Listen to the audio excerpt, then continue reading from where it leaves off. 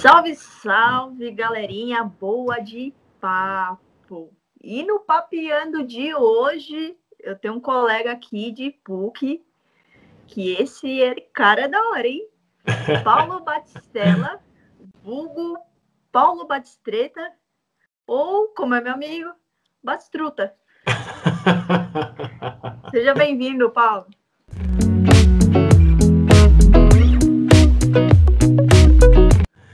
Salve, salve, pessoal. Muito obrigado, Mari, pelo convite, né? É sempre bom voltar aqui, gravar algum vídeo que a gente possa conversar, bater um papo, né? Trocar uma ideia sobre algum assunto pertinente, né? E eu acho que... Eu acho não, tenho certeza, né? Que isso vai ajudar muito, né? A gente nesse momento aqui de pandemia, já que a gente não pode sentar num bar e tomar uma cerveja, a gente utiliza as telas aqui para conversar por enquanto, né? Vou te mandar um Zé Delivery. Boa! Bem, galera, o Paulo, ele é professor de história, eu sou historiadora, e esse papo vai ser sobre uns estudos que o Paulo fez durante a faculdade, que são duas leis antitráfico no Brasil. E aí, é legal a gente pensar sobre esse período do Império no Brasil. Então, no contexto transferência da corte Portugal-Brasil, Dom João VI chega com Carlota Joaquina, que é a esposa dele, o Pedrinho, o Miguelzinho e a Maria Isabel, né? Em 1808, o que a gente chama na história e nos livros didáticos o período joanino, né? E aí vem independência do Brasil em 1822, que dura esse primeiro reinado até 1831, regência de 31 a 40, e o segundo reinado de 1840 a 1889.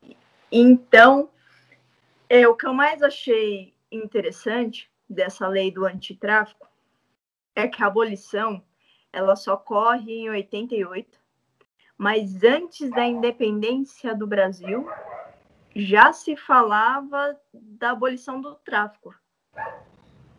Comenta isso aí para ele.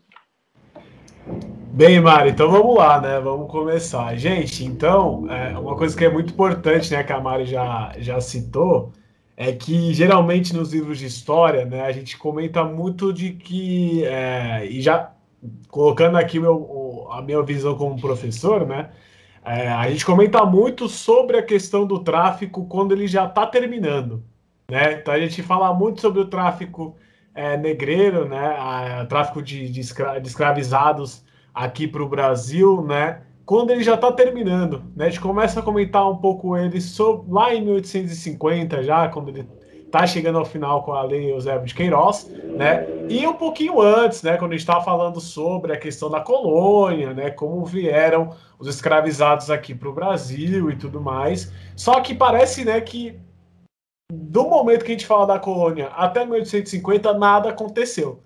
Só que não, né, gente? A gente já teve várias leis, né, várias tentativas, na verdade, de se terminar o tráfico de escravizados para o Brasil antes, né, de 1850. E, Mário, digo mais, antes até da própria independência já tinha tentativa, né, de terminar a escravidão aqui no Brasil, tá?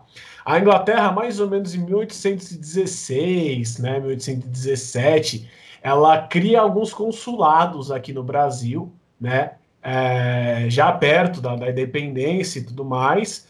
E esses consulados ingleses, né, eles já começam uma pressão no governo brasileiro para que fosse derrubada a lei, né,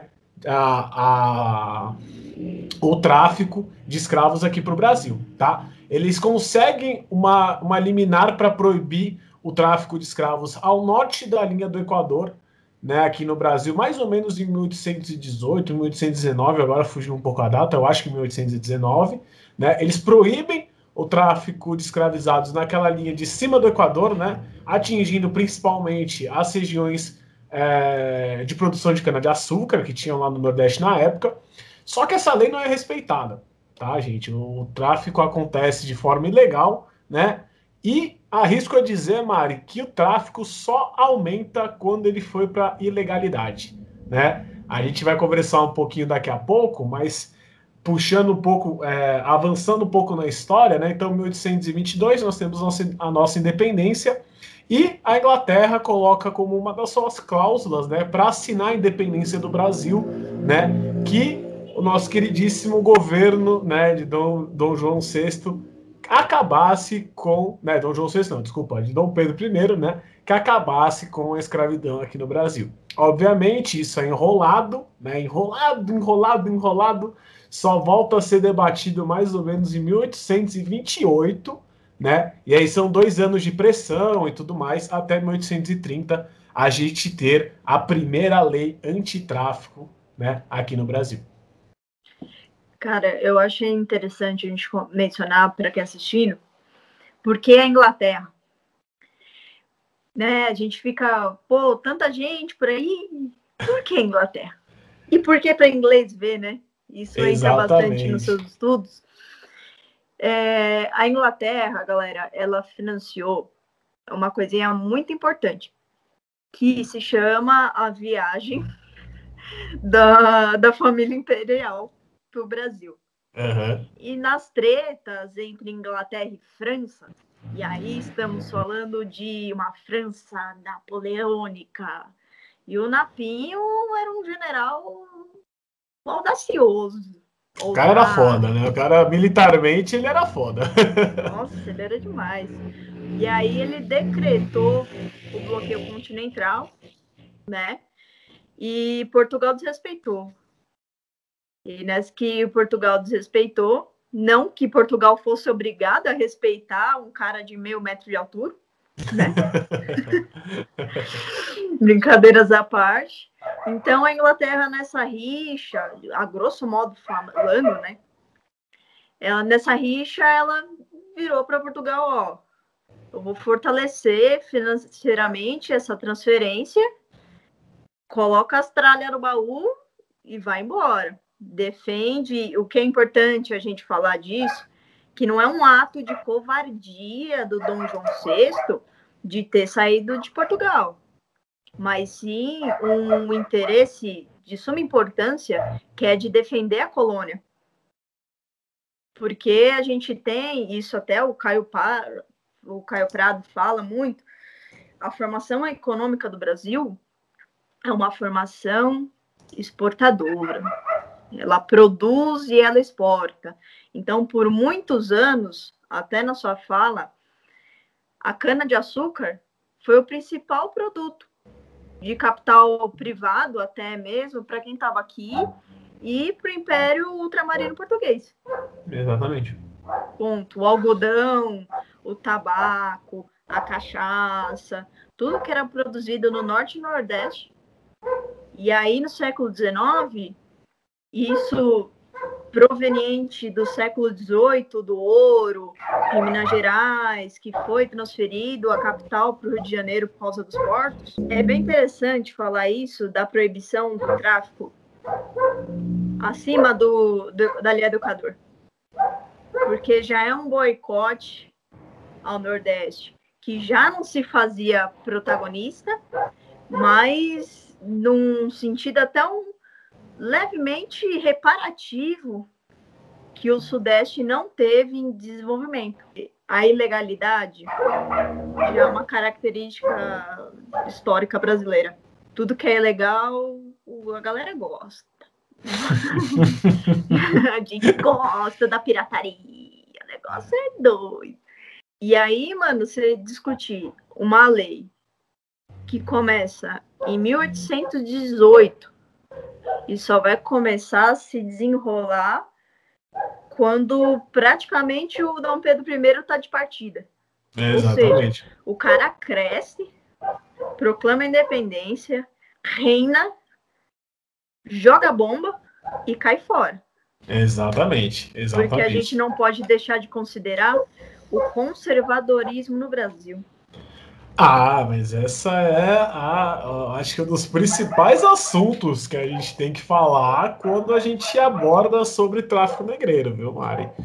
Essa relação do conservadorismo brasileiro com as tentativas de burlar tanto a lei, né, de tráfico de escravizados, como também da permanência, né, da ilegalidade e da fartura, por assim dizer, né, de que era o tráfico ilegal, né? A fartura financeira mesmo, tá, gente? A fartura financeira mesmo que era o tráfico ilegal, né? Isso é um outro assunto também que a gente pode debater agora. Só lembrando aqui, Mário, eu comentei um pouquinho, né? Eu achei aqui, ó, 1817 e 1818, tá? As primeiras alianças para combater o tráfico com as comissões anglo-portuguesas, tá? Foi atrás de aqui de achar o nome da informação corretinha. Quando você falou anglo-portugueses, só faltou sair a KKK, assim, de trás. Dá até um medo, né? Colocou esse ângulo antes, ficou pesado. Anglo-português. Ficou pesado. Essa questão das anglo-portuguesas aqui é importantíssimo. E é legal pensar nessa classe conservadora, porque o processo de independência não foi uma coisa aceita de claro. Assim, pá, somos independentes. A maioria da elite, né, uma boa parte da elite conservadora era a favor dos portugueses. Exatamente. Exatamente. Até que é uma coisa interessante, Mari, né, que antes até de 1830, né, mais ou menos em 1826, né, foi tentado um novo tratado para que fosse acabada mesmo, né, o tráfico, né? A Inglaterra volta a pressionar, né? Condiciona, como eu falei, né, a questão do reconhecimento da independência brasileira ao término da escravidão, e em 1826 tenta-se novamente um tratado para acabar com a escravidão, né?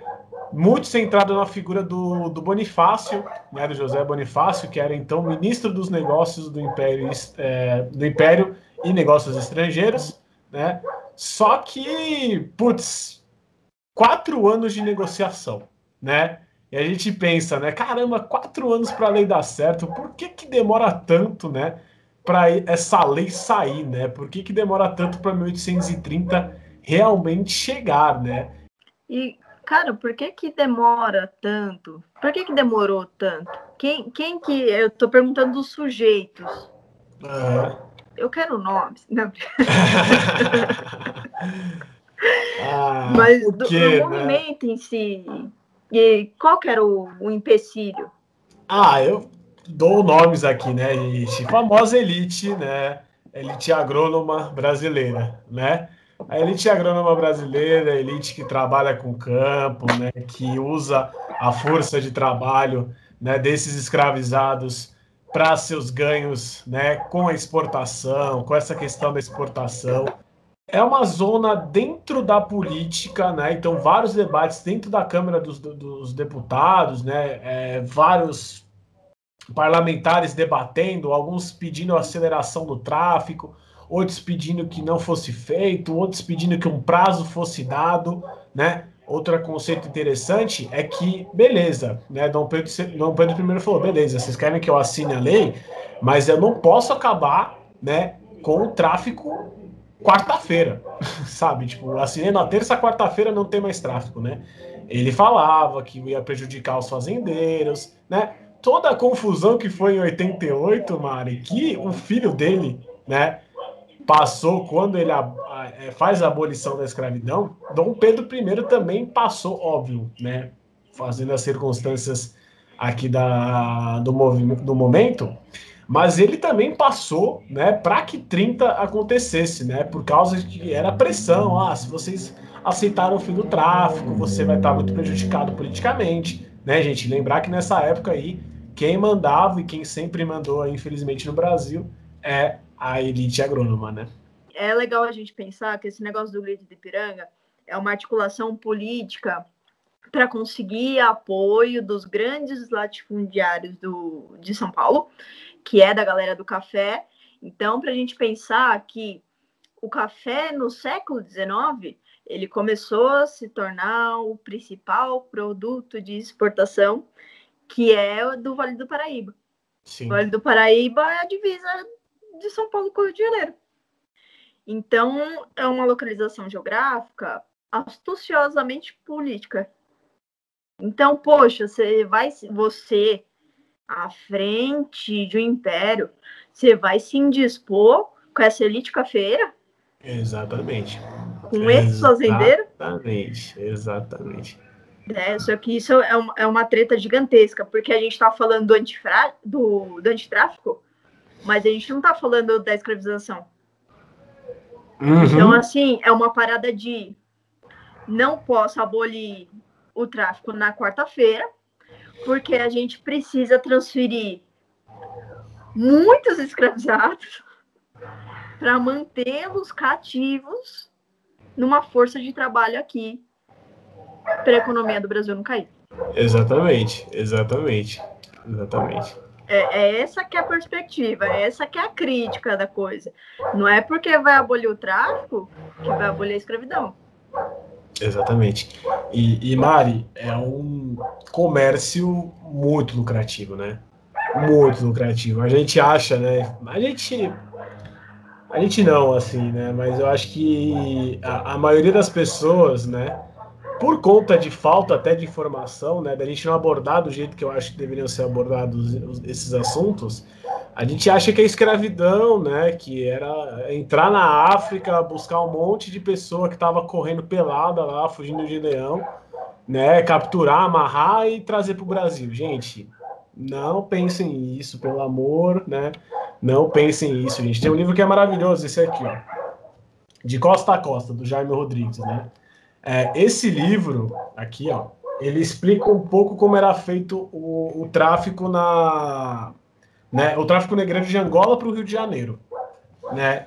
E, quando você lê o tamanho que era essa potência econômica, você se assusta.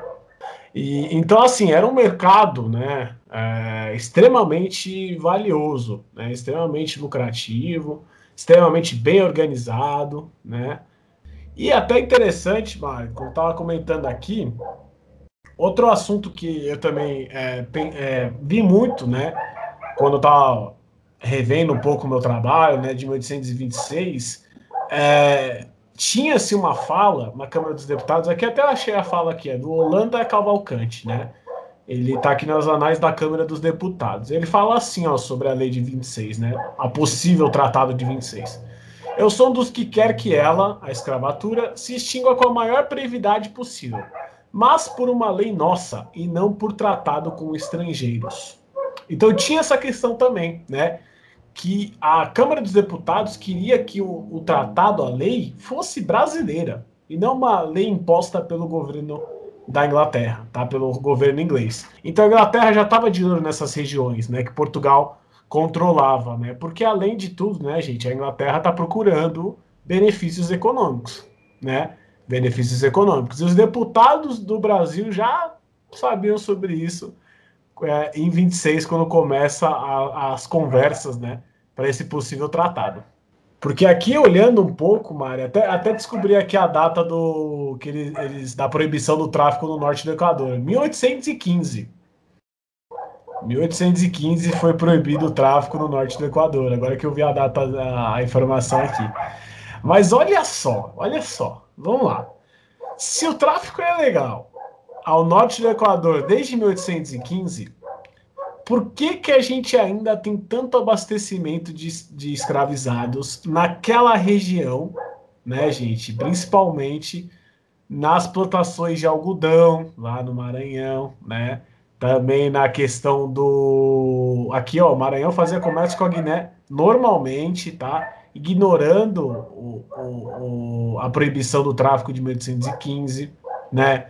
Para abastecer a sua produção de algodão na região, né? O Nordeste ainda era abastecido da mesma forma, com escravizados, para também segurar as plantações de cana-de-açúcar, né?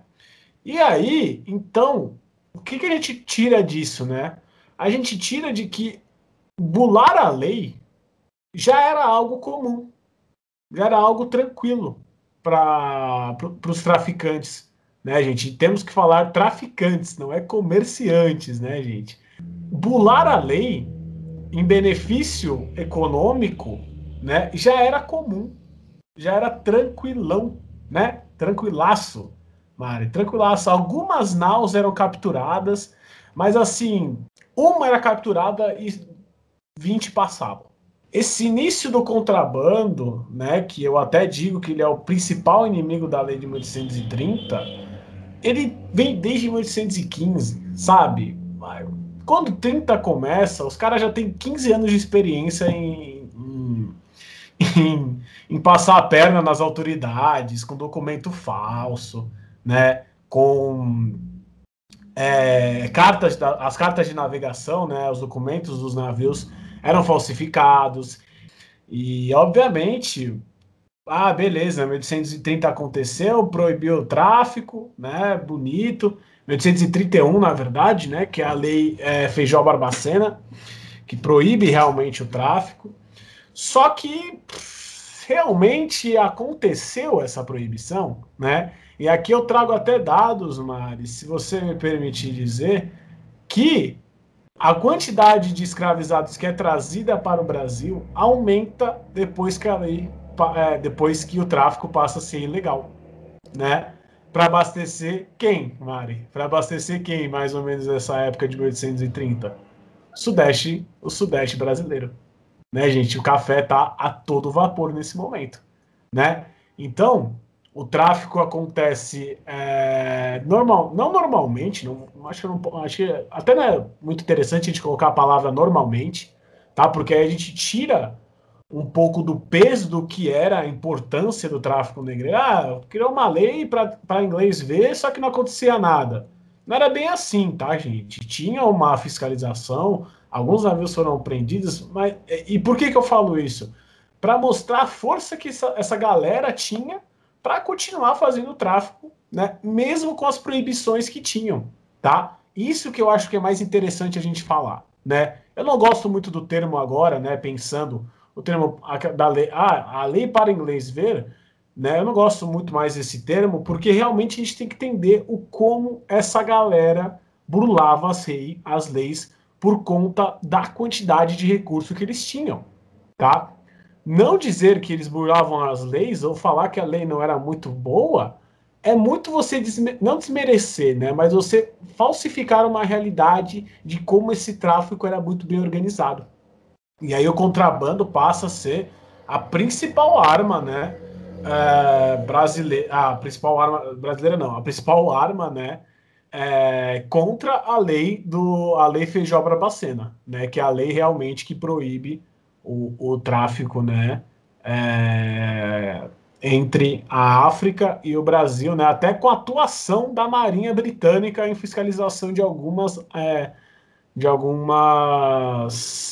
naus, né? Só que eles realmente eram muito bem preparados, porque o tráfico só aumenta depois de 1831. Mas isso não é uma parte do poder de fechar os olhos? Porque, mano, é lógico que fica uma coisa aparente a quantidade de pessoas. Você pensar em abastecimento alimentício.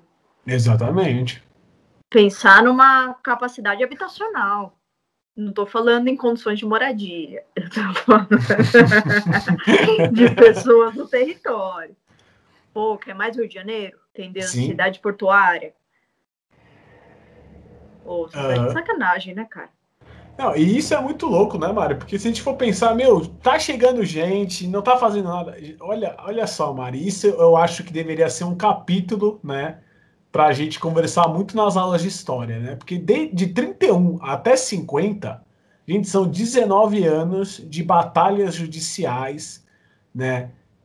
E até enfrentamentos mesmo entre, né, esses traficantes, a justiça brasileira, as discussões no parlamento, a atuação da Inglaterra, tá bom? Então, assim, são várias e várias ações, né, que acontecem e vão acontecendo que vão fomentando, né, essa discussão para chegar a 1850, né, que até o título do meu trabalho, né, é do rascunho à obra final, né, que eu falo que 1830 era o rascunho do que poderia ser o fim do tráfico negreiro, só que 1850, gente, teve que durar, né, teve que aprender durante quase 19 anos das confusões que foram 31 para finalmente criar uma lei, né, que fosse a lei, não vou colocar definitiva, porque o contrabando ainda acontecia, mas a lei, né, a lei Eusébio de Queiroz, tá?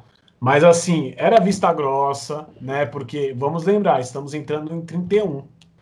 E eu queria que você colocasse aqui uma reflexão desse processo de vamos fazer um movimento antitráfico, mas posterior a isso, que entra 1850 e de fato não, muito forte essa expressão,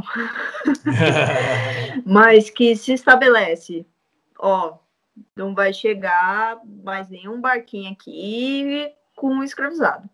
Então, quer dizer, nos primeiros anos da lei de 31, até ela deu certo. Tá? Os primeiros 4 anos da lei de 31 realmente abaixou o número de africanos escravizados no Brasil. Só que a partir de 36, volta como se nada tivesse acontecido, sabe? Como eu falei tudo antes, né? Porque o número aumenta de novo para 201.140 escravos, né? Escravizados chegando no Brasil. Olha como é interessante isso a gente dar uma olhada, né? Cara, é devastador, né? É foda. É uma informação devastadora. Isso, do quanto a cultura da escravização, eu nem diria que ela é enraizada, mas ela tem uma raiz tão forte.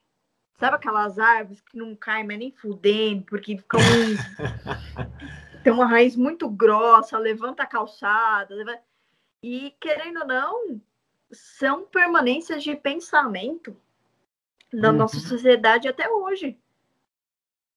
Poxa, se você vê até as leis da abolição, quando começa o movimento abolicionista no Brasil, você tem a Eusébio de Queiroz é a primeira, ou é do Exagenário? Não, é a Eusébio primeira e depois a do Ventre Livre e aí a do Sexagenário.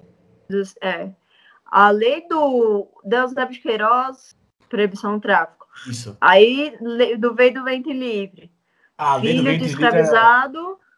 Do Ventre Livre é maravilhosa a gente falar, né? Porque ela é todo filho ou filha, né, não, filha não, todo filho, acho que é filha também. Todo filho ou filha de escravizados que moravam no Brasil, quando nascem, são livres. Só que os pais continuam sendo escravizados. Ou seja, são órfãos. Nem isso, né? Eles não saem da fazenda, né?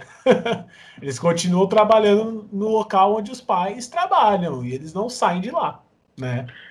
E aí eu falo para você, Mari, que tinha um terceiro lado ainda nesses assuntos, tá? Eita.